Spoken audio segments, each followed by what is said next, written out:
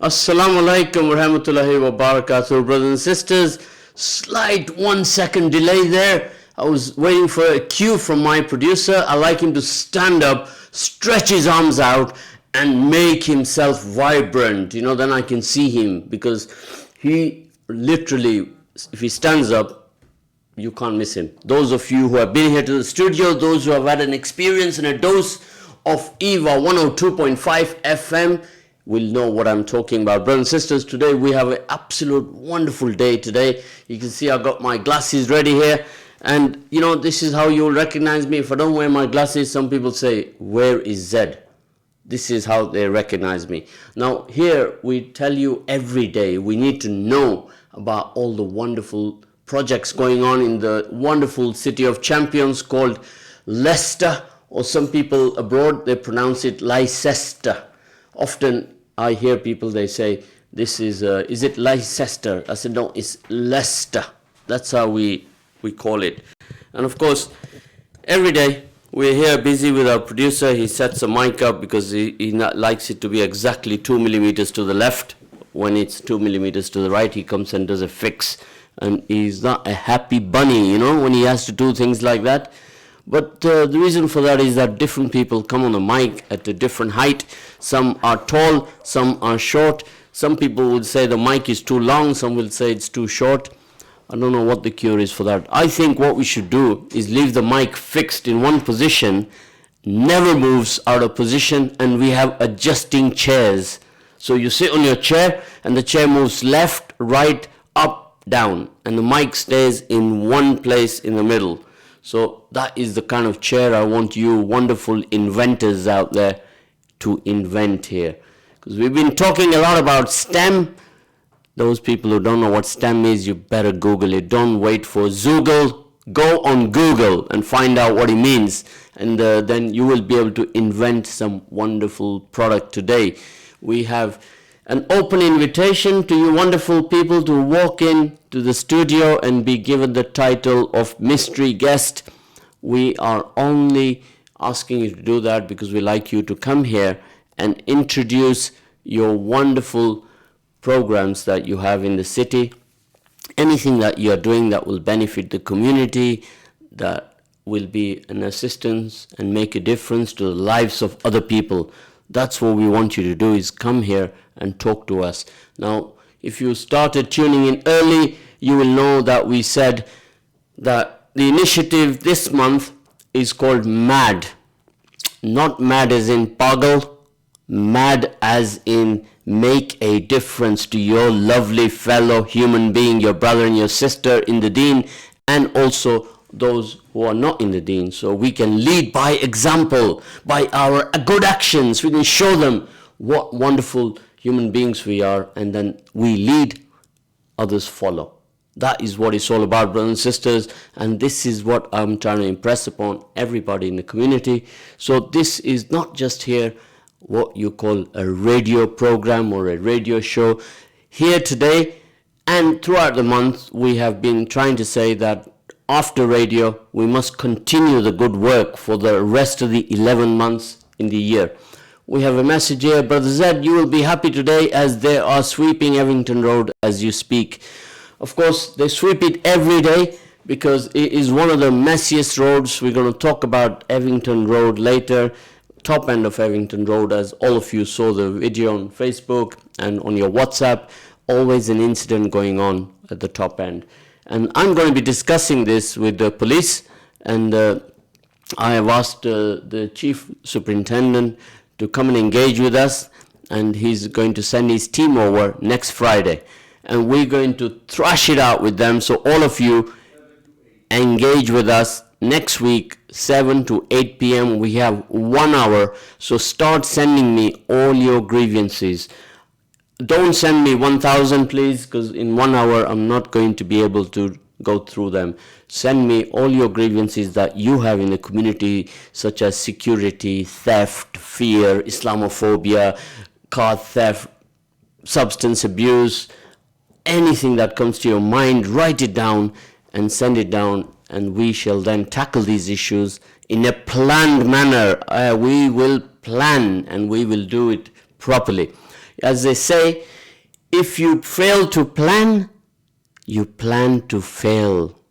See if you can say that very fast. If you fail to plan, you plan to fail. If you fail to plan, you plan to fail. See if you can say that fast. And if you don't fall asleep after the fourth time, then you talk to me, because it is one of those difficult ones to say. Even people forget how to say it. They say it the wrong way around. So brothers and sisters, do connect with us. Next Friday is this program, and we are going to engage all of you in this wonderful initiative here. So here, somebody sent me a text saying, I like the MAD initiative idea and it's good about the sweeping up. Of course, that's a wonderful message. Somebody's listening out there at this mad hour. Amazing, amazing, wonderful. This is what inspires me. Of course, you inspire me, one, and I will inspire you too. That is a guarantee from me. What a wonderful day today we have. Of course, you don't need me to tell you the weather. If you've invested a little bit, you ask Alexa, what is the weather in Leicester? And she will tell you, right? She knows the weather in every city in England. Only don't try to ask her that in Gujarati, because Alexa has been programmed to say only in English the weather. So my producer is coming back here again to adjust my mic again. And my camera, he likes the camera aimed at me so that he can literally count the bristles on my face, and on my head he wants to count my hair. That's what he's doing, he wants 3 cameras onto me so everybody can see me in great detail. Of course, he does not know that most of my listeners listen in on FM, and there is no facial recognition software on FM. And very few of them listen on the Facebook or the Instagram, because they're all asleep and they don't wake up. And even if they do wake up, their eyes are half closed. They can't see past their nose. So that's what happens with those guys who wake up during the month of Ramadan. And I always tell them, wake up at Fajr and you make your salah, you read the Quran, and then after that, you also, first thing you do when you wake up is you thank Allah subhanahu wa ta'ala to give you one more day to go and do good in this dunya, right? Because, you don't know if you're going to be here tomorrow, right? So today I have in the studio with me a wonderful man who has just walked through the door as my invited guest, and I don't have a clue who he is. He's going to introduce himself, because we call these the mystery walk-in guests. You see, my producer likes to tease me a little in the mornings. He'll put the Facebook screen on, and then he starts zoning in, does a zoom, and he then starts having his banter, and he makes him happy. A happy producer is a good producer, right? So there's one person who has clocked in on Facebook. He has a following of hundreds and hundreds and hundreds of human beings out there, right? So he's going to now share this page with everybody, because he knows that today at 10 a.m. we have a very, very important guest who's coming to visit us, a guest who has inspired me a great deal, who has given us a lot of inspiration. So I want you all to join in at 10 a.m. and listen to the good things and the good initiatives by this particular guest. And of course, every one person who's inspirational, he will make a difference to many, many other people in this dunya, right? So Dr. Sanjeev Nichani, if you can Google him, if you can be ready for his program at 10 a.m. this morning, he's going to talk to us about how he started his initiative called Healing Little Hearts, and how he has progressed with it over the years since he set it up, and how far afield he goes to these poverty-stricken countries where people have not got any means for facilities to do heart surgery on a 2-year-old child who has a hole in the heart. In many of these countries, this child will be sent home and parents will be told, make dua, and they can't do anything for this child. So Dr. Sanjeev has taken it upon himself to motivate a team throughout the world who go out and they carry out the ops on these children, which otherwise these children will not make it to see 3 years or 4 years of age. Imagine a child born with a hole in the heart, and imagine the weight of that child at that moment in time. You can't even picture in your head what the size of the heart would be of a 2-year-old child or a 1-year-old child.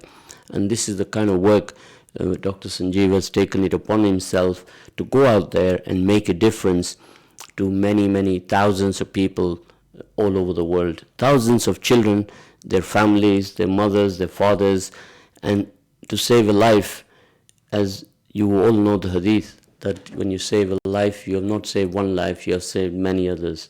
So, brothers and sisters, this is why this week being Cohesion and Diversity Week, we've had people from all different faiths in the community who have joined us here, inspired us all for the wonderful work that they are doing. Yesterday we had the fire brigade team from the fire station and the rescue. They came, and you saw how much work they were doing in the community, where they reach out to people to create preventive measures, and this is very, very inspirational. So if they can prevent a fire, then that's a great, great, great initiative indeed. Of course, you are listening to ZED on the Breakfast Show, Ramadan special on EAVA 102.5 FM. Of course, one of the presenters yesterday, I was listening to him and he says 102.5 FM. He's going to be severely reprimanded for that. I've just said that in a language that everybody out there can understand. Often, I get a message to say that, Zed, can you transmit your program in Gujarati? Another message came, says, can you transmit this program in Maiman language? Now, how many languages do you want me to transmit one program here for an hour? It's not possible. So let us say salams to some of the wonderful people who are starting to wake up. So you're on the page, Zahid. Yeah, one listener, he has connected me to his 500,000 listeners out there, and I can't reveal his name due to GDPR reasons. He gets very, very upset indeed, and a lot of his listeners, his followers are connecting with us. MashaAllah, great Ramadan Mubarak from Nigeria. MashaAllah, brother, it's good. You know, when somebody from Nigeria contacts me, the first thing I think of is jollof rice. Who knows about jollof rice? You have the biryani, you have the akni, but in Nigeria they call it jollof rice. Jollof rice is a little bit like akni, but it's not cooked as much. You know, akni, you overcook it and it gets sticky. Jollof rice is not, they don't overcook it. And you will see the difference, those of you who don't know about your cooking, that jollof rice also comes from West Africa, and the akni, we don't know where it originated from. Was it in Mozambique, or was it in Malawi, or was it in Kutch in India? We need to research that one. Last time I researched this, it had a period going back to 15th century when akni was first made in India. So don't just eat it, learn about it, then you'll enjoy it more and you'll feel good that, wow, I know the history of this akni that I'm eating. So all of you akni eaters out there, right, you know, you need to know exactly where you are. So Seema has joined us, mashallah, Ramadan Kareem from Australia. This is how wonderful. I like it when people from all over the world are connecting with us. This is not just a local radio station. This here, when you are on the ZED Breakfast Show, somewhere in the world you'll be having lunch, another part of the world you'll be having your evening meal, but most of all, you are not going to not be inspired when you are listening in the morning. So Jazakallah khair for that. So all of you listening out there, start sharing and caring and showing what a lovely human being are. And also don't forget to tell me about some of your mad initiatives, some of the work that you have been doing in the community that has made a difference to many people out there. Seema, my brother Yusuf went to Australia and he told me about some absolute wonderful initiatives happening over there. One particular mosque he was visiting, it was not just a mosque, it was a huge community center. It was a place where the whole community arrived there and everything that a community need was there, like a gym, like a place for all the youngsters to come and engage, like a business hub, and that's what this mosque was in Australia. So I want our brother Yusuf to tell us more about that mosque. So this is what really I would love everybody who's initiating any initiative like a mosque to build their model around what they saw in Australia, because of course Australia is a huge country. It's so big that if you send 50 million from England, Australia could still handle them. In fact, that's an idea for you, isn't it? How about we send about 10 million over there to England, from England to Australia, right? So if you're living in Australia, let me know how you're going to look after them and what you're going to do for them, so they can start applying today to the Australian embassy, right? We don't mess about here. We like to work very fast here and so on. So I will engage all my Mayman friends and tell them all about Australia, because I think that that is one place in the world that they haven't conquered as yet, right? So if there's any Maymans listening out there in Australia, I'm giving you a big shout out and giving you some encouragement. So sending more Maymans to you from Leicester. There's a lot of Maymans here, and they're very enterprising people. Wherever they go, they make a difference. So Seema, we have lots of mosque in Australia. Of course, there's one particular one. I think it was in the city of Sydney. So Brother Yusuf, if you can tell us more about that particular mosque on your Facebook page, and we would like to talk about that particular initiative. And he spent 3 or 4 days there and doing some wonderful talks, and that is the model I love the most. I wish that all of them in the city of Leicester and all the cities in the UK were like that.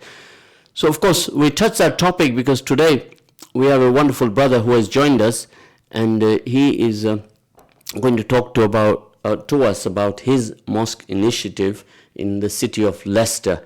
So that particular mosque in Australia was called the UMA, but I don't know which city it's in. Brother, if you can elaborate and tell us which city that was in. United Muslims of Australia. UMA means United Muslims of Australia. Which city was that particular mosque? And we could engage our listeners, and they could go on the website and check it out. Well, Brother Yusuf is too slow, because we are now going to go to Uncle Google and find out where the UMA mosque is in Australia, which city it's located in, because Australia is an absolute huge country. So if you go on the website, you will see that this organization, which city it's in. Even Google is a bit slow. You're going to find out in a minute which city it's in. They have so many facilities there for the whole wider community. Now, talking about the mosques, there was a mosque in Boston. It was not a mosque, it was a church, but on Friday it becomes a mosque. They convert the church into a mosque. They cover up all the pictures, and you are able to go and pray there. So this is one of the churches in Boston. So this is in New South Wales in Padstow, but I'm not too sure if this is the one that Brother Yusuf visited. Padstow in New South Wales in Australia. Of course, Australia, those of you who know, is a huge country. So what we're going to do is give you some good info about the initiative in Boston, which was a church, and they converted into a mosque on Fridays to do the Jummah Salah, right? Now, tell me something. All of you listening out there, have you come across a mosque that can go the other way, convert its premises to allow other worshippers to come there? I have not heard of that at all. Well, Brother Yusuf has finally woken up and told me that it is in Sydney. Sydney is a place in America, in Australia.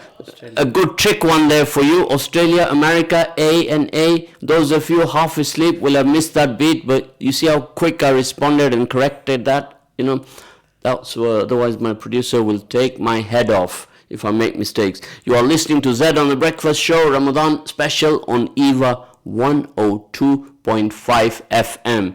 So, of course, Sydney is a place, but have a think about that. The one church in Boston that converts its church into a mosque on Fridays so people can pray Jummah Salah there. A lot of Muslims in that area, and they had no place to go to for prayer.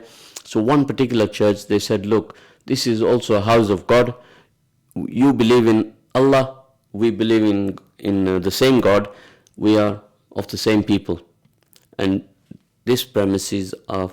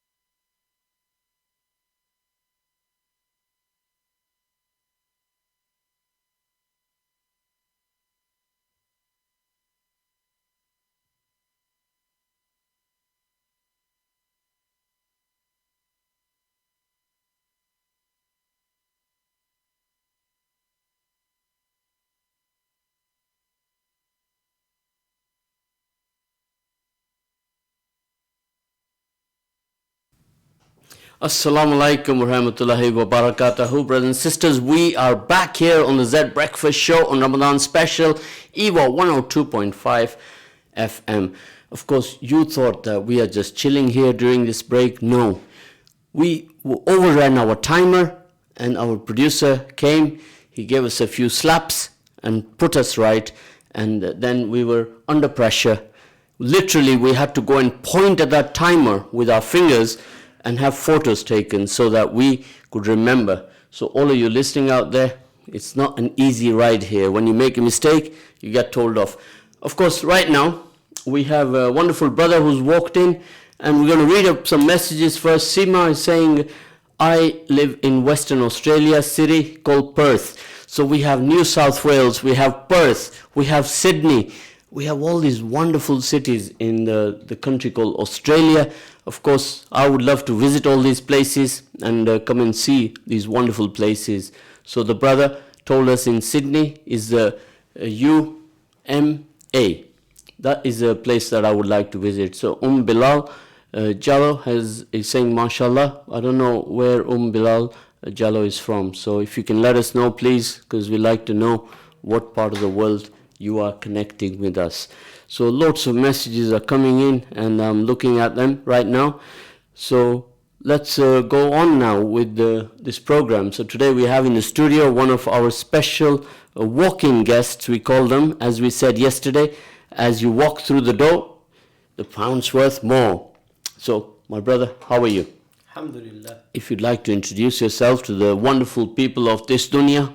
Yes. My name is Ismail Omar, and I'm living in Leicester, and I'm just helping this mosque, and I'm one of this trustee, and the mosque name is Masjid Nur al-Islam, and it's in Linden Street in Leicester. So Alhamdulillah, we're working there, and this masjid is for a long time going on. And inshallah, we are looking after it. There's a madrasa, praying, everything going on. And still we're here because of, we've got little bit money left on that, which is 24,000. And we're trying to get this money off so we can just make our Right. I'm going to run through that, Brother Ismail here. He is one of the trustees or one of the supporters in a very active member of the community, a mosque on Linden Street, which is a street in the city of Leicester. For those of you far away, they're looking to complete their project and are looking for funds of the region of £24,000. Yes. So all of you wonderful people out there who are listening in and you have your Ramadan Sadqa Jariyah, you have to sort of consider this wonderful initiative here, Masjid Nur Islam. That's what it's called. Now, Brother Ismail, yes, tell me about this mosque, right? What facilities do you have there at this new mosque for the wider community, for the women, for the children? So, is it a mosque that's going to be open many hours, or is it a mosque that's going to be open morning, afternoon, evening, and later in the evening? How many hours is it going to be open for? It's going to be open like from Fajr, Zohar, Asr, the praying time. Yeah. And when it's madrasa, and madrasa time also. And for the woman, it's not yet, because this place is little bit not done up. And it's like an old building. And we're going to do that afterwards, inshallah. At moment, this place, what it is just a need to give what you call, to finish this money first. Then afterwards, we've got project to do it up. So inshallah, after that project, inshallah, the woman will come. Also, the ladies, mother and sister, they can come afterwards, inshallah. Of course, there are mosques being built as we speak all over the world in some of the third world countries. These mosques are like the size of a twin garage, made out of absolute, what you will look at is just some wooden frame and a roof over their head. And here in the developed cities like UK, the problem is somebody will see a building and the building is not exactly suited to build a mosque to serve all of the things that community needs. So this is a big problem, and then everybody has to adjust their school of thought in how they're going to do this infrastructure.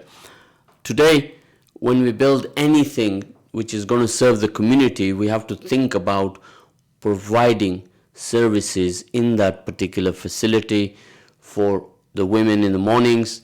And as the brother said, the Fajr Salah, the Zohr Salah, the Asr Salah, the Maghrib Salah, the Isha Salah, and that means the building is going to be shut for 20 hours a day. So of course, this is a request we've had from all in the community. Many people have been contacting us here at the radio and said, why, Brother Zed, why can a mosque now be open from 9 a.m. till 1 p.m. so that our older people in the community can go there and have a lunch with other older people in the community? They can discuss issues, they can mingle with each other. It's a very right? good idea, yeah. And why can the ladies not go there after the school run and do a coffee morning? So everybody out there, this is what the request is coming to us at the radio, and we take these calls, and we are absolutely powerless, Brother Ismail, to do anything about it, because we are here serving the community. And all of you listening out there, give us your thoughts on these ideas, and we can work together. Yes. And we can build a good platform for everybody to keep everybody happy. Yeah. Because I just think that a building in 24 hours a day, Brother Ismail, if it's closed for 20 hours a day, how is that right? You know, Allah has given us 24 beautiful hours in one day. Yes, you're absolutely right. And we have to think about it. Believe me, Brother Ismail, I say this with a tear in my eye. Yeah. That's how I feel about this, that somebody put this to me, and I had a tear in my eye to say, what do I say to this brother? You know, sometimes you feel like you are powerless to do anything. Yeah. That it's true, the brother, the sister's got a point, but what do you say to them? You know, how do you answer them back? Do you do it with arrogance, or do you do it with love, or how do you do it? You know, give me your thoughts on this, Brother Inshallah, Ismail. Jazakallah khair, because what you said this will put in our mind these things. And alhamdulillah, also we got in our mind. Inshallah, because at the moment this place is not safe for the ladies, mothers, sisters.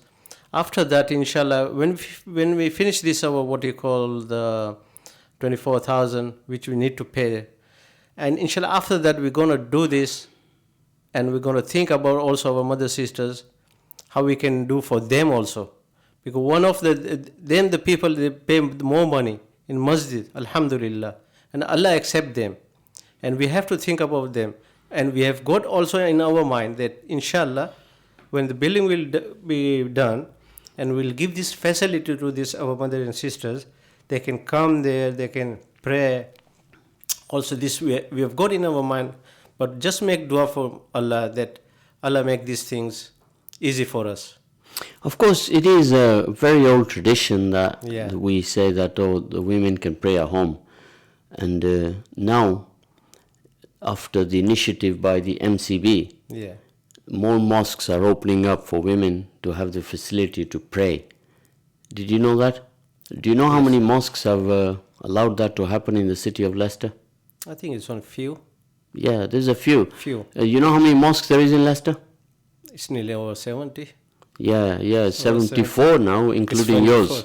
And out of 74, Yeah. if you think that only about 4 or 5 have created a platform for the women to come to the mosque and pray, and that is a wonderful initiative. We must applaud all those wonderful brothers who have taken that initiative to say, yes, this is the way forward.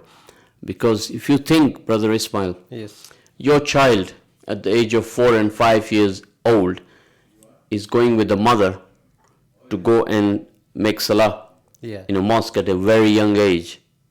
And That's good. then that child is the mother that molds our children. The father is at work, Yeah.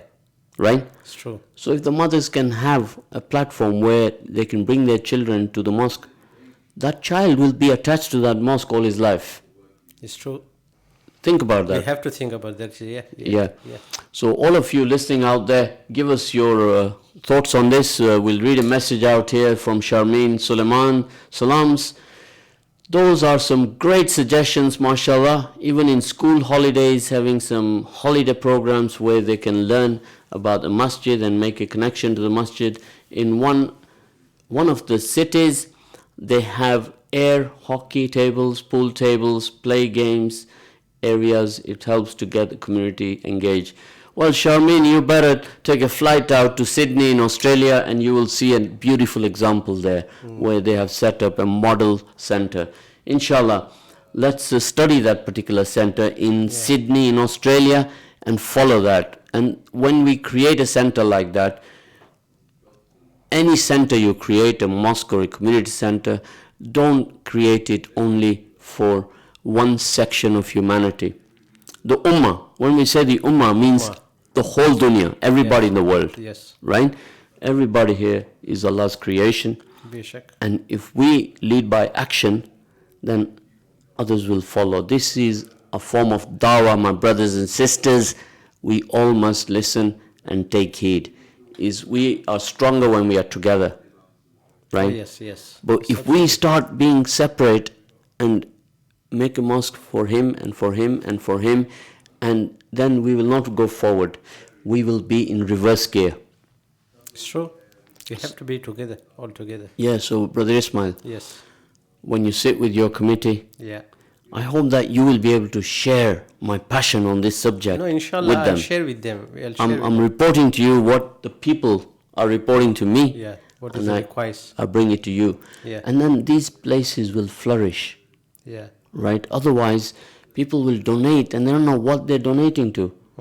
So you have to reach out to the hearts of people to say that this here is not for you. It's for akhirah.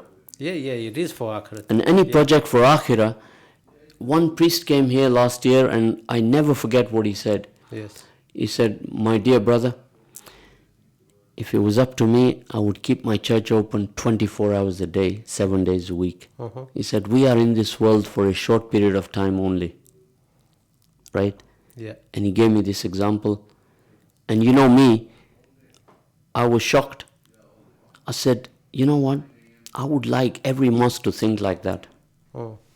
Right? So sometimes a nasiyah will come to you from somebody who's not even in your community. How's that? Absolutely is right. What he's saying that, because this world is only for few years. Yeah. We don't know about the seconds also, innit? We don't know. Yeah. Now, all of you out there, let's do a little bit of a test with Brother Ismail. Brother Ismail, I'm going to ask you a question now. How long are you in this world, on average, if you're a man or a woman? Give us an example. How long? Yeah. Like, what do you mean, how long? Like, say, when you talk to the medics in this world, they say that a man will live up to the age of average 73 years old. Let's call it 75, yeah? Yeah. Now, first 10 years, we don't count them because they're called your informative years, right? So you are here for 65 years, yeah? Yeah. How many hours do you sleeping a day? I say about 8 hours. 8 hours, that's good. Now you're going to get your calculator out in your mind and do these additions because I need you to be on top of your game with your maths. Okay. So everybody listening out there, also get your calculator out and start 8 plus. And how many hours are you working? It's going to be 8 hours. 8 hours? Yeah. You can't be an Asian if you're working 8 hours. Why? There's no Asian who works 8 hours, No, I work 8 hours. Minimum is 10. We don't do 8 hours, right? It's not for us. Because I'm, right? How do you think we buy the second house? By working 8 hours? Impossible. We work minimum 10 hours 10 a hours, day, go right? 10 hours. So 10 plus 8, what have you got? 10 plus 8, this is 12. No, it's not 12. Hang on. 10 plus 8, that is 20. No. Wow. 10 plus 8 is 18. Oh, 10 plus 8. Yeah, 18, sorry. You got it, yeah? Yeah. You see, this is live radio. Okay then. When you put somebody in a spot, they make a mistake. Now you guys are home. You're listening in. You will have made the same mistake, right? Yeah. 10 plus 8 is 18. Yeah. Now, how long will you spend going to work, coming back home from work? And also waking up in the morning, getting a shower, brushing your teeth, having your breakfast. Yeah. All that. How many hours a day? A day is going to be about... If 2 hours? 2 hours in the morning. No, you're already at 20 hours.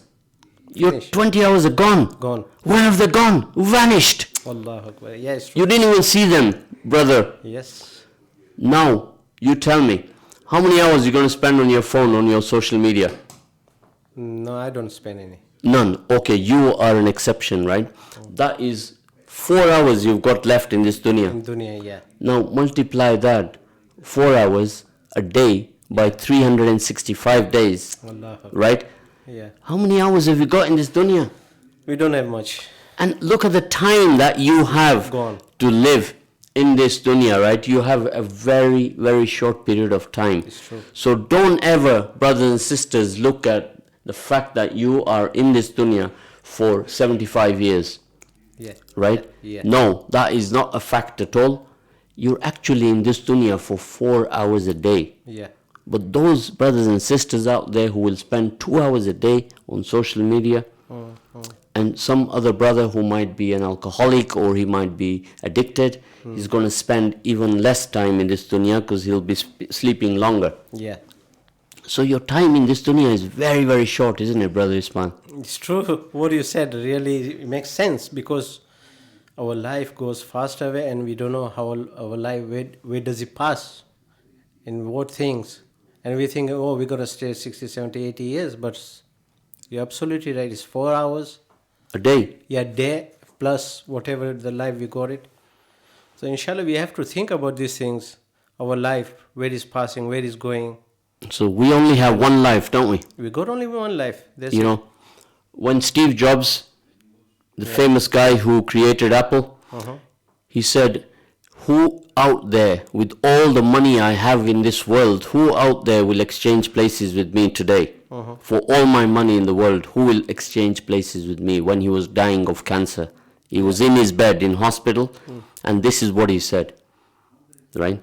The who will exchange places Extend with the him? place, yeah. Will anyone exchange? For all the money in the world, No. nobody's going to exchange places with him. No, nobody can do anything except Allah. And this is exactly Yeah. what he said. Now here's a question that has come on the screen there. How long is your mosque been operating? It's nearly, total is going to be 10 years. But as a charity, we've been there for 5, 6 years now. Of course, 10 years is a long time, and in that time, all the brothers and sisters out there who are engaged, how many people have you got there in your mosque? How many people they Who come are- to pray? Yeah. It's about nearly 250 to, example, 250. They come to pray there. That's right, yeah. Yeah. So perhaps you go and you talk to these people Yeah. and you relate to them about how long they are in this dunya. Oh yes, inshallah, I'm gonna go. Yeah? Yeah, it is. Yeah, it. But make sure you get the 10 plus 8 right. Oh no, what it is? I was half sleepy. You were under pressure. You were under pressure. Yeah. So Brother Ismail here, we put him in a spot and he was under pressure and he got it slightly wrong. So all of you listening out there, give us your feedback on this way forward, how we are to develop our community. Anything that you do which is community related, you have to have ideas in there to develop the whole wide community, not only just one section of the community or the 10 streets around your center. It's true. You need to have an idea which will bring the whole wider community Committee, yes. into your establishment. Because Inshallah. if you think you have goodness Yeah. and you don't share it with your fellow human beings, you think Allah will be pleased with you? No. Allah wants us to serve humanity. The Prophet ﷺ, he used to always reach out even to the non-Muslims. Oh yes, true. Right? In Medina at that time, there were a lot of people who were not of Muslim faith. No, There were people there of no faith. Yeah. Right? And he would reach out to them and lead them by example. Yeah. Right? So in reality, every one of us is a leader in this dunya. Has to lead by example to another brother, another sister. Yeah. And that's where the inspiration comes from. If we don't do that, then we have failed ourselves, Yeah. we have failed our children, our family, and also the dunya. It's true. and Allah not going to be pleased with us. Inshallah, we have to try our best and do for this ummah. Anybody, we have to help them. And you have told me a very big thing that inshallah we have to think about the ummah. And also we're trying doing this masjid as for the ummah. It can help to ummah.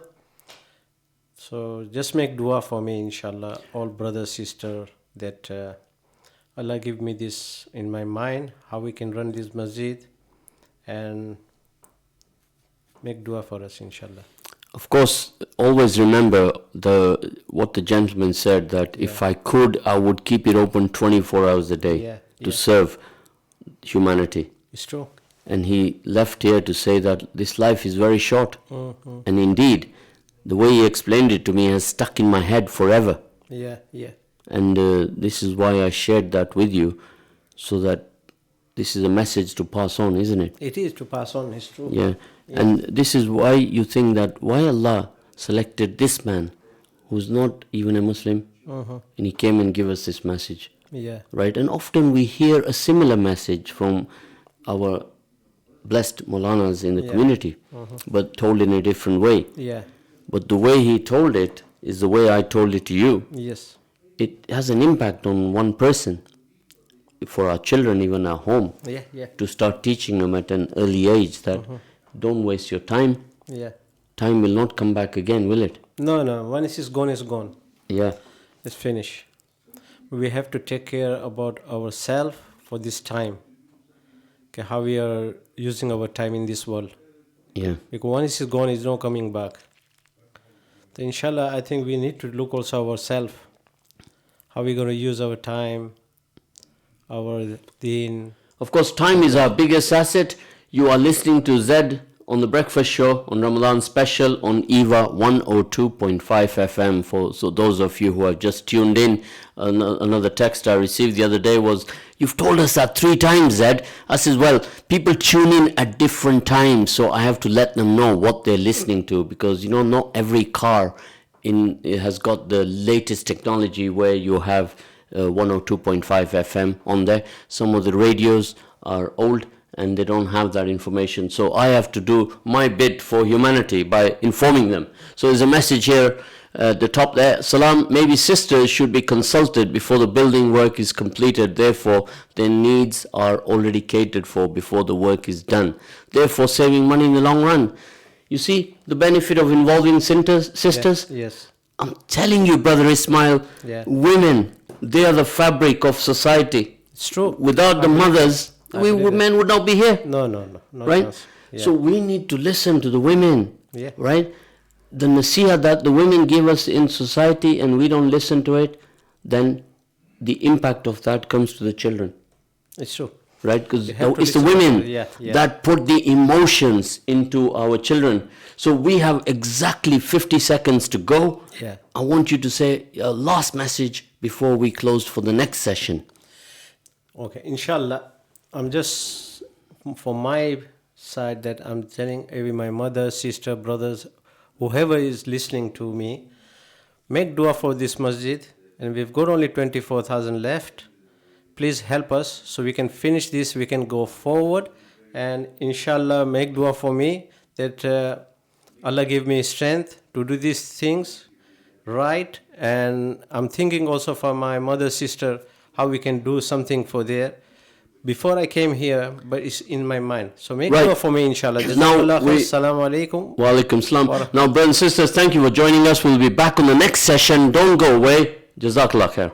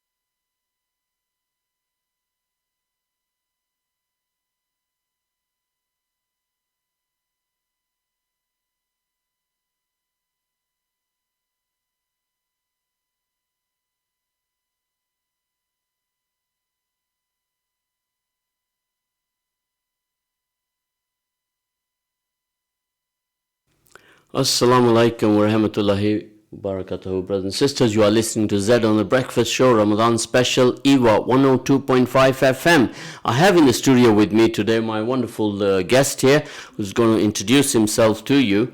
And here to my right, welcome to the studio. Thank you, Zed. I hope I'm not going to have a maths test today, like your previous listener. My name is Dr. Sanjeev Nichani. I'm a consultant pediatrician. And what I do in Leicester is I look after critically ill children on life support machines. And I've been a consultant here for the last 23 years now. And I work both at the Children's Heart Unit at the Glenfield Hospital. And I'm sure your listeners will really be glad to know that we are staying open thanks to a huge amount of public support. And I also work at the Leicester Children's Hospital at the Leicester Royal Infirmary. MashaAllah, that is a wonderful initiative, the Glenfield Heart Unit there. I think it was a huge struggle to keep it open over the period of nearly 2 or 3 years, wasn't it? Well, nearly 10 years actually, and the government tried to shut us twice, but thanks to a combination of incredible results, thanks to a brilliant team, and a huge amount of public support, we've stayed open. Of course, we have some absolute hot news there that Theresa May says she will quit as Tory leader on 7 June. And it's live news, today's news, but it was predicted already for those of you who did not know that. But we're going to get back to our program. Our producer just likes to put these flashes up there, the news flash, report this. Of course, news has drastically changed now. You know, today, like we had an incident here on Evington Road, top of Evington Road, and it was within, I think, about 5 minutes streaming live, and it was on the Leicester Mercury media immediately. See the distance in time, how news is being reported worldwide. Yeah, but I think, that's the mal effect of news. It's all pervading now, 24-hour news. You really can't switch off. And, what happened, the awful tragedy in New Zealand, which was being shown live, that's just wrong. That's just not acceptable and must be clamped down. And these media companies have got to stop this nonsense. Of course, many things like that not in our control, but the good news is that the good work that you are doing, Sanjeev, with HLH. Now, I want to let you explain HLH to all the listeners out there so that they can also be inspired as much as I have been inspired with some of the initiatives that you have been carrying out. Thank you very much, Zed. So as I said, I've been in Leicester about 23 years. And about 10 years into my tenure here, I thought about legacy. I thought about giving something back. I thought about making a difference. I'm originally from Bombay. I call myself a Bombay boy, so I'm originally from India. I'm very much and proud to be British Indian or British Asian. And I thought I want to give back. And because I did some training in the early years in India, I was very familiar with the gross inequity in healthcare, and particularly pertaining to heart surgery for children. And I thought I would like to try to make a difference. And I set up a charity called Healing Little Hearts in 2007. Early on, we would just undertake 2 or 3 trips, predominantly to India at the time. It was more like a hobby. But over the years, having established a model, having developed a very good track record, I thought to myself, I really need to now spread this out because there's huge gross inequity in children's heart surgery, not just in India, but in fact across the developing world. So in 2014, we started going to different parts of India and indeed spread it across the world now. And in an average year, we undertake 20 trips and operate on 300 children, thanks to the incredible generosity of the great British public. We've been to 11 countries so far. A big focus is Africa, because that's sadly where facilities are almost non-existent for children. As your listeners know, as you know very well, the NHS doesn't exist in the vast majority of the developing world, or anywhere in the developing world as far as I'm aware. And that's a huge problem, that there are 1 million children dying every year from untreated heart disease across the developing world. When you think about that, 1 million children in the 21st century, when we are talking about sending probes to Pluto, living on Mars and on the moon, etc., that's just obscenely wrong. And what we do is we work with different hospitals across the world now, and we teach them how to perform heart surgery for children for free. So the Great British Public, as I said, have been supporting us. We raise money here to send teams out who are entirely or only volunteers. I myself take 4 weeks annual leave every year, and I go to different parts of the world. In fact, this Saturday I'm off to Abuja, Nigeria, for another camp. And we perform heart surgery for free for a week at a time, and on average we operate on 12 to 15 children per week. It costs us £6,000 to send a team out. That is the only cost. The only cost is airfares, because we have no administration costs and everybody gives up their time. So the cost to save a child's life with heart surgery is £400 to £500. That's the cost of a weekend in London. That's nothing. So to date, we've done 131 international camps in 11 countries, and we've operated on 1,730 children. And we are negotiating, thanks to ZED's help, with Uganda and with Pakistan. I really look forward to going there too. Of course, this is a work that is unmeasurable. The value of this kind of work, brothers and sisters, is when you put a team together of 10 surgeons from different parts of the world, and you are based here in the wonderful city of champions called Leicester. It's something we are very proud of, this initiative, that we are all behind you. In the inner city we have 400,000 people living in Leicester. Outside of the city we have more. And collectively, I want everyone here to give a big shout out to my brother, my friend here, Dr. Sanjeev, for the work that he's taken on. And you see, what's most interesting with what you are doing is that your thoughts, your passion, your work that you do has no barrier to culture, tradition, religion, patriotism, nationalism. This is just pure humanitarian work that you are doing. And this is what I want all of you to be impressed upon. Well, indeed, Zed, my practical religion is humanism. And as you said, it doesn't matter color, caste, creed, nothing. Absolutely makes no difference to me at all. We will go anywhere that's feasible, where we are needed.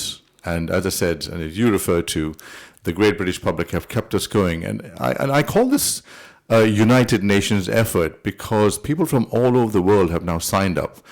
And this has been found in Leicester.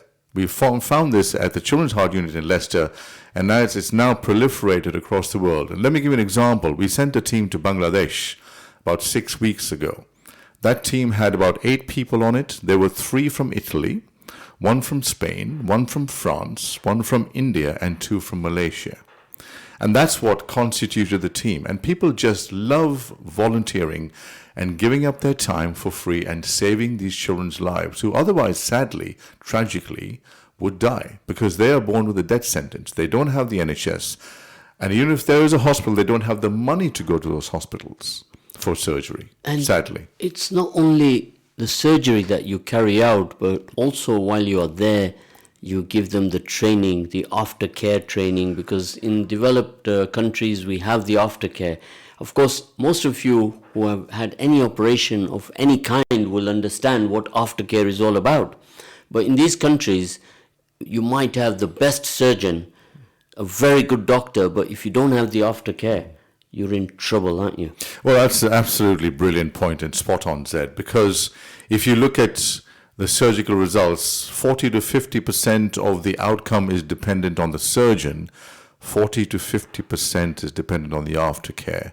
And what we do is we train and empower, we build capacity. So we only work with hospitals that have the basic facility and have the nucleus of a team who want to learn how to do heart surgery for children. So we go there 3 or 4 times a year, every year, over a period of 3 to 5 to 7 years. And every time we go there, we train them in something slightly more complex, slightly more different. We reinforce what we've taught them the previous time, and we keep teaching them more on every subsequent trip. So over a period of 5 years, they're pretty much almost self-sufficient, and they can do quite a lot of operating on their own. And that is the point, that when we are not there, they're carrying on the surgery, which would not have been possible without these partnerships and these collaborative efforts. Brothers and sisters, you are listening to ZED on the Breakfast Show on Ramadan special on EAVA 102.5 FM. I have in the studio with me Dr. Sanjeev Nichani. He's talking to us about the good work that his team at Healing Little Hearts are doing. So a lady has just sent a message in there. Sister is asking, clearly an amazing initiative, Dr. Sanjeev. Just wondering how you deal with the challenges you may face on the ground when you arrive. Obviously, not everywhere has the same surgical facilities as we have, and how is the aftercare managed? That's a very good question, sister. We do a lot of background checking and homework before we go. So thanks to technology, we do video conferencing, we WhatsApp them, we find out exactly what the facilities are like. So we don't arrive and get completely shocked and stymied by lack of facilities. So we couldn't go anywhere that doesn't have the basic facilities like an intensive care unit, like a fully equipped theater. So these trips take 4 to 6 months to plan. And during that time, not only are children collected and for referral to us, but we also liaise with all the different aspects of the team, all the different team members, starting from the anesthetist to the surgeon to the cardiologist to the nurses, so we understand their expertise, what to expect, what not to expect. And then in terms of aftercare, we work alongside them. So after surgery, the intensive care team is resident in their ICU 24 hours a day for the whole week that we are there. So we teach them and we nurse these children through to recovery after life-saving cardiac surgery. So it's very much a collaborative effort which needs a lot of information gathering, and then we teach them whilst we are there. Of course, brothers and sisters, I'll just stream you through one particular live example that we are going through in Uganda and also in Pakistan as to how the journey begins, So the journey could begin that you yourself know a very learned hospital who has got some degree of facilities. You will talk to the hierarchy in the hospital, if you can reach them, and they will then get the ball rolling. And the process is not an email and a reply back, yes, we're good to go. No, it's not like that at all. You will first contact them, put a proposal to them. You're almost like you have to be a salesman, right? To sell to them the benefits of this idea, right? There's no personal gain in this work whatsoever, right? But anybody who takes an initiative on like this, not only for heart surgery, it could be for any other medical matter, right? The routine is going to be pretty much the same, isn't it? Absolutely. Negotiation.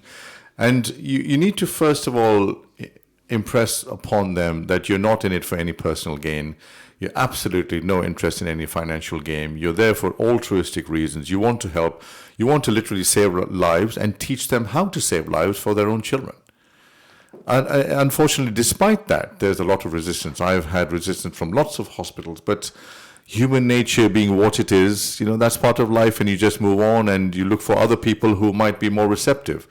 And that's why so far we've worked with 35 different hospitals around the country, because I don't give up. And this has now become a life's mission of mine. It's my second full-time job.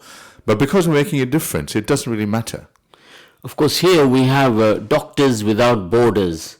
Mm-hmm. We mentioned earlier on that it's not about nationality, religion, patriotism, nationalism. It's pure, the work of humanity has no borders, as we call it, Doctors Without Borders. And this trip to Pakistan, inshallah, is progressing and going through the phases of evaluating facilities. What are the aftercare facilities there? Some degree of aftercare is required in each hospital that you visit in Uganda, for example? What facilities do they have there?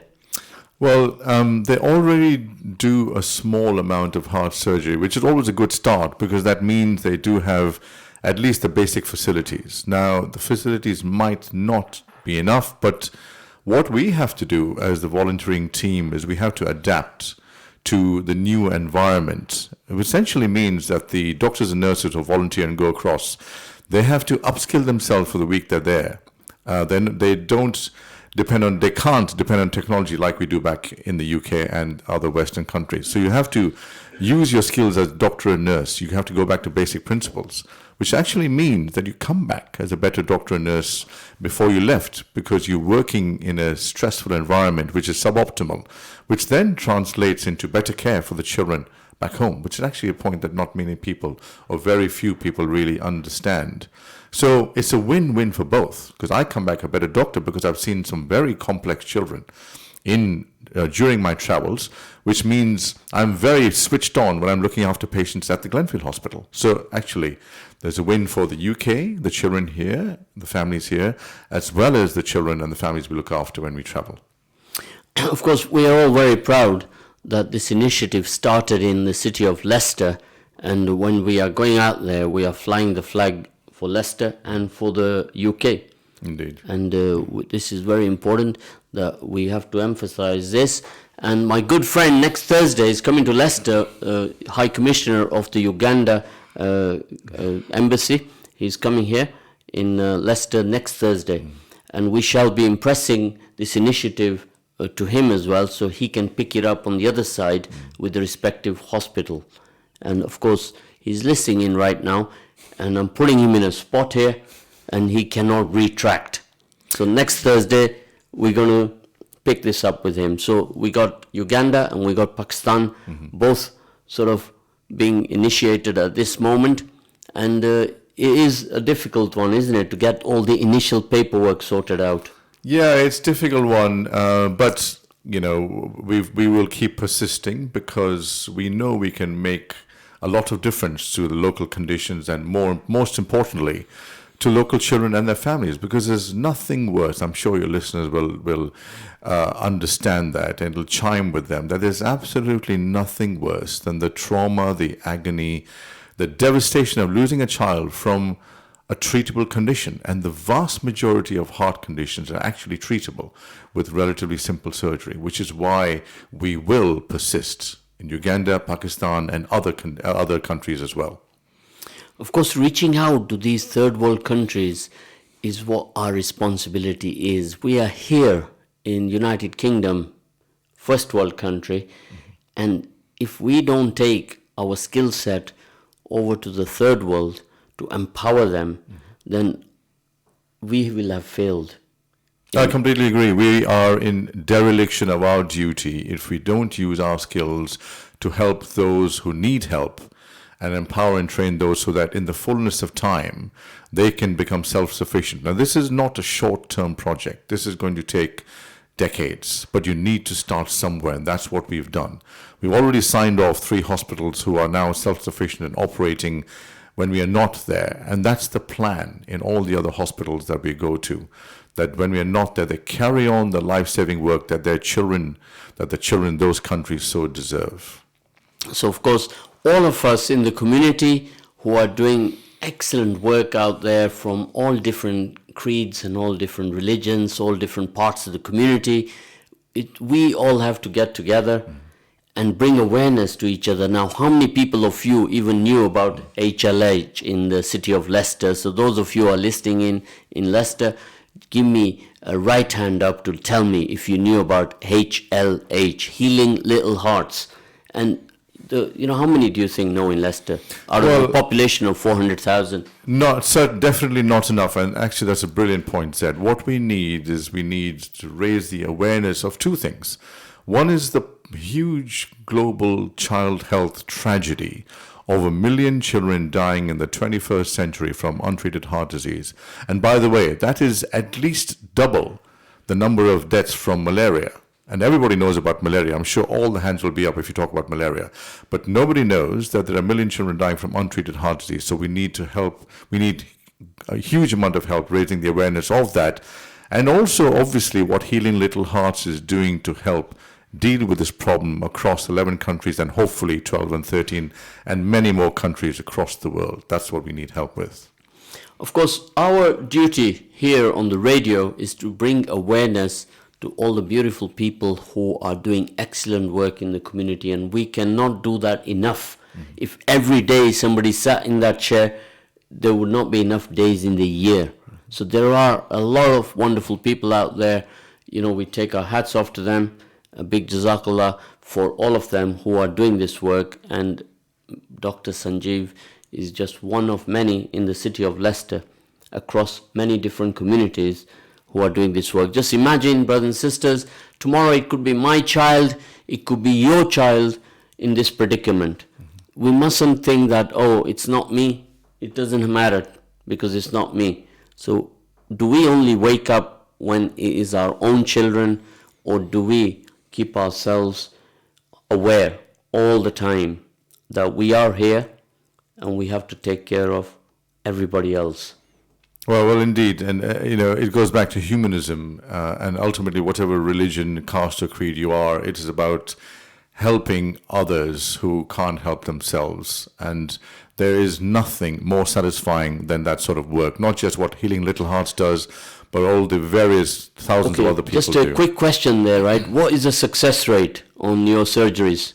Very good question. Our success rate is 96%, and to give you a bit of context, a success rate here at the Children's Heart Unit at the Glenfield Hospital where I work is 98%. So given the conditions we work in, we are quite pleased with what we've been able to achieve. Another wonderful message there. The foundation you have laid as founder of Healing Little Hearts is priceless, and I have been following your charity for many years. You and the team deliver excellence both here and abroad. Having known you for the past 21 years through my diagnosis, I know children and young adults are under the best care. I am involved with an orthopedic hospital in Malawi, and I would love to help you in some way, having just completed my health studies. Wonderful inspiration. Indeed. You have inspired this gentleman, right? I know who it is, and thank you very much for your message. I've been trying to go to Malawi, but I haven't found the right place yet. So if you know anybody in Malawi, in the capital Lilongwe, or anywhere else where there's a children's hospital, please introduce me to them. Malawi is not going to be difficult, right? Within moments, I'll connect you with hundreds of Maimons who will make it happen, right? So we're going to be coming to a close here, right, very shortly. But the other question there, the last one here, we'll have to answer it afterwards about the proceedings, how you target community and assessment procedure, which patients, quality, and etc. That's a little bit of a complex one. We'll have to answer that by email. So we have very little time. We could be here all day. We're not going to cover everything. So yes, we can go. You ready? Yeah, absolutely. Yeah? We can go another 15 minutes? Yeah, absolutely. I'm fine. Yeah. Okay, we'll go another 15. So we'll go with that question there. What is the success rate? We covered that is 96%. The facility being used has its own protocols and proceedings. So how do you target community and assessment procedure, which patients, quality? I think we'll have a little break. Okay. And we'll answer that one after the little break, sure. Right? Yeah. So we can keep everybody interactive. So don't go away. We're going to be back after a break. Even we need our batteries charging, brothers and sisters. Let's see what's going on here.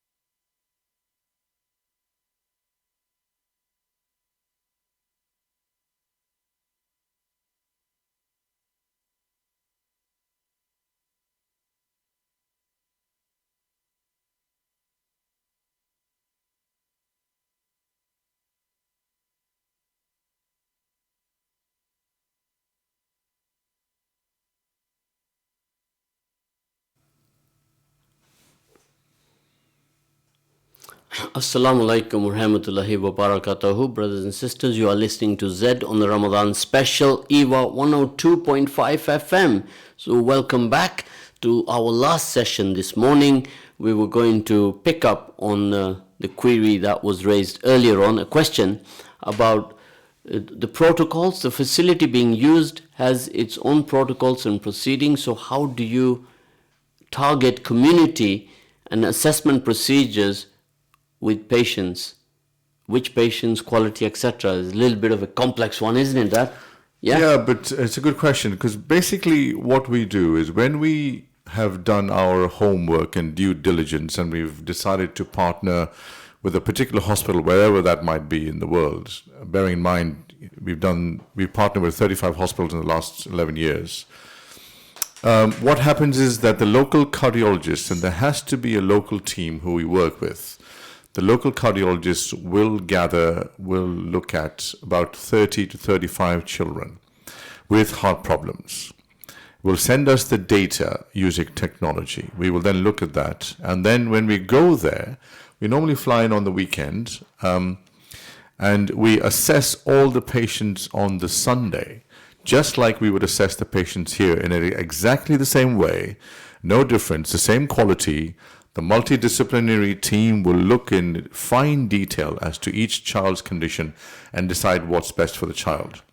In terms of protocols, because the local hospital doesn't have the same facilities and expertise, in fact, they usually ask us for our protocols, and we're always happy to provide them with protocols. And because we have team members from different parts of the UK and from different parts of the world, we can give them a huge number of protocols, and then they can decide which they find easiest to use. So they often ask us, even in advance, in fact, sometimes, for our protocols. So it's a partnership that usually works very well together, which is why our success rate is as high as 96%. Of course, brothers and sisters, I just want you to close your eyes for a minute and imagine the heart, your own heart, right? Hold it in your hand. It's like less than a bag of sugar.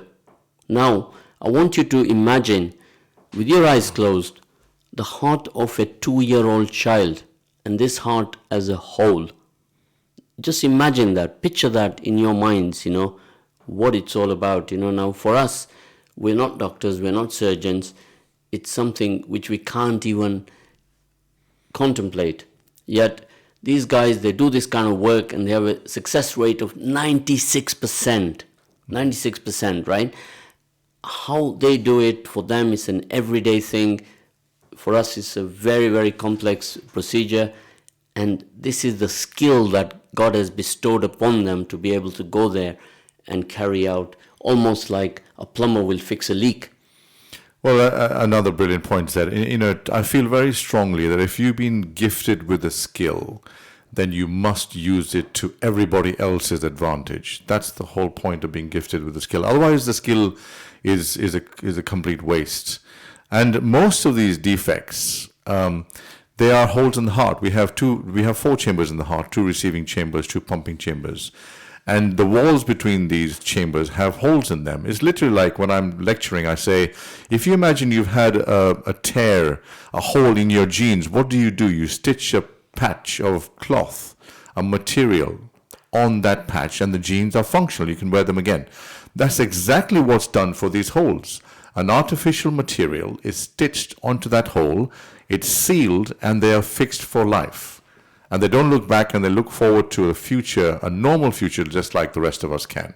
That's why it is so rewarding, but also so tragic when they don't get what is relatively simple heart surgery. Of course, there's another text message here. Salams, the work HLH, Healing Little Hearts, is doing is phenomenal. It is heartbreaking that billions of pounds can be spent on weapons without battling an eyelid by governments worldwide. Yet this type of life-saving work has to be done through charity. Is there a fundraising page where donations can be made? Yes, thank you for that. And you're absolutely right. The amount of money being spent on things which have no humanitarian value is just obscene.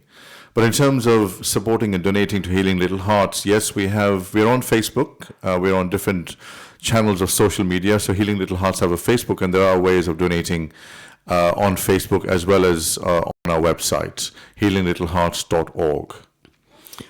Of course, this is a pro bono organization. Completely. The HLH. It's registered charity. Indeed, it has to be a registered charity because we are dealing with public funds, and therefore we are and have to be transparent, because this is money donated to us in trust, and that's a very, very heavy responsibility. So yes, we are a registered charity.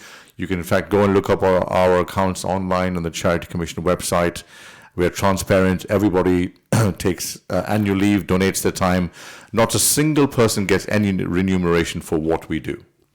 Of course, now what a challenge this is, that 10 medics from around the world of all different faiths, all different parts of the world are taking it upon themselves, and you do this about 3 times or twice a year?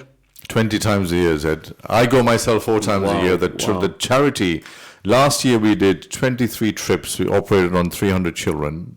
This year, so far, we've already done 11 trips. I'm going to Nigeria this Saturday, and we will probably match our record of last year of at least 23 trips. We will do 20 for sure. 20 is an average year for us now. We are the busiest children's heart charity unit in the UK, based in Leicester. Of course, this is something absolutely to be proud of. Imagine to carry that out 20 times a year with 10 surgeons or 10 specialists in your team. That's a very simple calculations, brothers and sisters. 20 times 10, 200 times to initiate that. And many an organization, local, they're only serving the local community. They struggle to initiate local initiatives 4 times a year. And you are doing it 20 times a year. I need a leaf out of your book. Well, it's about like-minded people like yourself, Zed. It's people who share the passion to help. And Healing Little Hearts is blessed with an incredible committee who give up their time, spend a lot of time keeping it running, and as well as the 200 volunteers. You're absolutely spot on. We have 200 volunteer doctors and nurses who love to go on trips with Healing Little Hearts. That's why we can do 20 a year, because they can see they save lives and make a difference, a tangible difference, and at the same time train the local team so that they can become independent, operate when we are not there. That is the bottom line of what we do. We build capacity and we transfer skills. Now that is very important, because you don't just go there to carry out the surgery, you also pass on your knowledge to the team in that particular hospital, and over 1 or 2 visits, over 2 or 3 years, they become totally self-sufficient. And the whole initiative is driven by, I help you, you help another. And this is what the MAD initiative is all about. Make a difference, that when any one of us out there, we make a difference to one person, then it's a law of human nature that that person will also go and make a difference to another. And this is how we are going to progress in this dunya.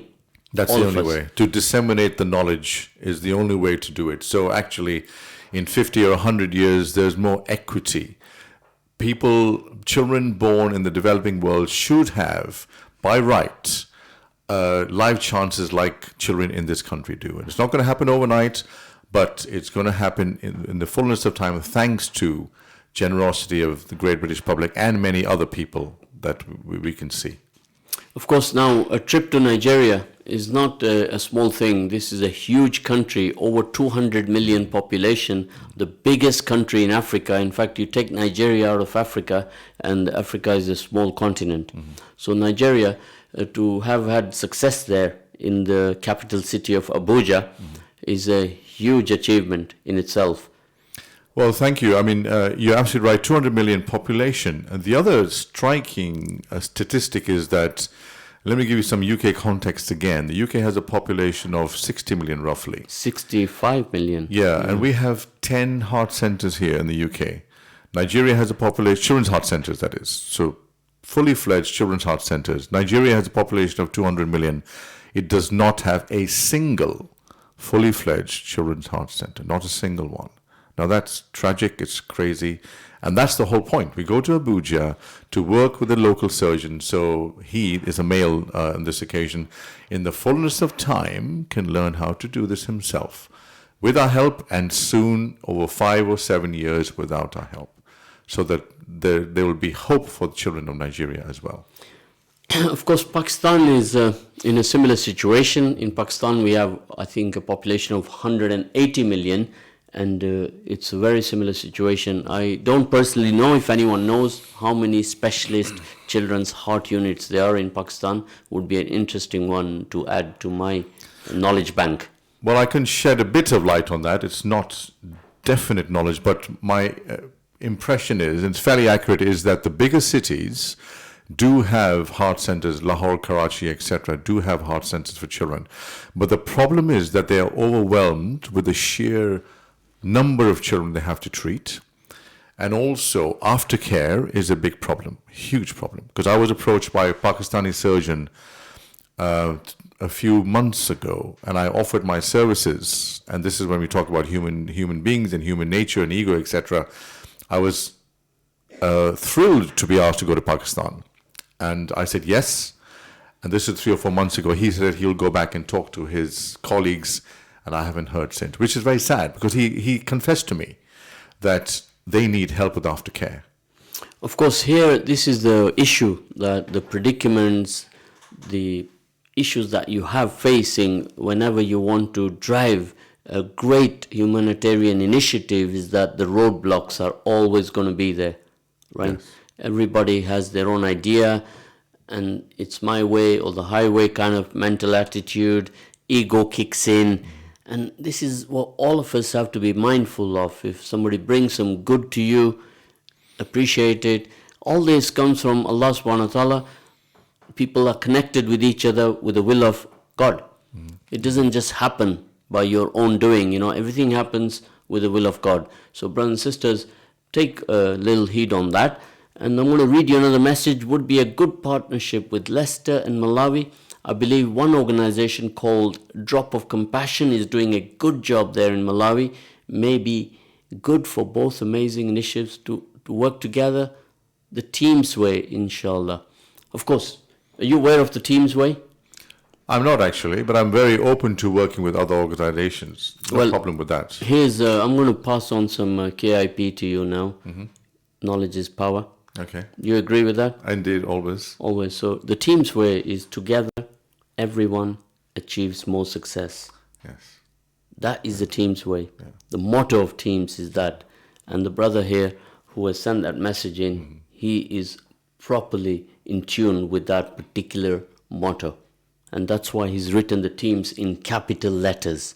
Yes, it makes absolute sense, and I wish that was everybody's approach. So that is the code, how we connect with each other. When they write the word Teams in capital letters, I know who he is one of them, is one of us. Yes. You see? Yes. And all of us in the human race have to be like that. Indeed. Right? Indeed. We have to be on the same page. Indeed. In doing good in this world. Yes. So, brothers and sisters, I hope that you will have been as much inspired, if not more, than me with the good work that Dr. Sanjeev is doing throughout the world. Maybe a country that you have come from that he has gone to. So just run through the number of countries you've been to. Yeah, of course, pleasure. We've been to 5 African countries: Cameroon, Kenya, Tanzania, Nigeria, Mauritius. We've been to Bangladesh. We've been to Palestine, which was quite an amazing experience for me, professionally and personally. We've been to Romania, Latvia, poorer European countries, India, and Malaysia. And the ethos of Healing Little Hearts is we will travel anywhere that's reasonable travel time, 12, 15, 18 hours, to get to a destination where children need help. Of course, these are very, very challenging times ahead for Dr. Sanjeev and his team, and they're just been doing this for how many years now? 11 years now. 11 years, and they're getting stronger each year with your donations, with your support, with your help. If any of you wish to donate your hard-earned money for these good causes that are happening, then you'll have to go straight to their website, Healing Little Hearts, and you are free to donate to these initiatives, because all of these people, they give a lot of their time out. And how many of us, we say every day, mirror reflection therapy. We look in the mirror and see how much time can we give to good initiatives in the community, right? So if we don't have the time due to various reasons, then it is upon us, duty bound, to support those people out there who are taking time out, to support them in the good initiatives that they are carrying out. Dr. Sanjeev, I hope that people out there will take heed on this, go to the website of Healing Little Hearts and make a donation. Thank you. Because what you are doing is you are contributing, you are helping, saving lives of a 2-year-old child. Otherwise, this child will not see the age of 3 or the age of 4 even. The doctors simply will send that child home and tell the parents, go and pray. Mm-hmm. Whatever religion you are, they'll send you home and say, go and pray, and you will. That's the predicament of these children. Indeed. We say babies, children, teenagers. And going back to your earlier point, a lot of people say to me, we've always wanted to do charity work. We've never known how. But now that we know you are going yourself, you're representing what our wishes are, you are taking annual leave. You're going in your own time. We have faith in you and we will support you. And that is what has kept us going. Of course, here we have to bring your wife into this. If she's allowing you that 10 days to be out, then she's also blessed, right? Because to leave your family, your children, be out there to do this kind of work, without the family support, it can't be done. No, indeed. My family are foursquare behind me. And in fact, my younger son, Sahil, he's just qualified as a doctor. Congratulations. Thank you. He's come with me on 2 trips, one to India, one to Romania. And my oldest son has run Birmingham half marathons and done other fundraising events for us. So they're very much integral part of what I do. Of course, I'm going to read that message very fast because we're coming to the end of the show with Dr. Sanjeev. Dr. Sanjeev and team doing an amazing job, and one needs a big heart to work for deserving communities across the globe. So their team really deserves to be supported. Please keep up the hard work. What a wonderful message. Yes, heartwarming. And that's the sort of support that keeps us going and spurs us on to do more and more. So thank you very much for the very kind words. Of course, everybody, if you're listening out there, we have to work together as a team, and we have to make it happen, right? Each one of us has got a part to play, and the power of networking cannot be ignored. Brothers and sisters, join us in these good initiatives from Radio Ramadan on EAVA 102.5 FM and make things happen. Be mad, make a difference. I will pass it on to you now. We say goodbye to our listeners. Thank you very much, everybody, for listening, and I look forward to your support in our life-saving work, because it doesn't work without the support. The idea has been supported all these years, so please carry on with 2 things. One is, of course, financial help, but also raising the profile of the children with untreated heart disease dying tragically, and also the work that Healing Heart does. Thank you very much, and God bless you all. Of course, thank you all also for joining us. We've stretched this program today to an hour. It was only supposed to be half hour. We'll join you tomorrow on the Assets in the Community program. Jazakallah khair. Thank you very much. That was really good to meet you all.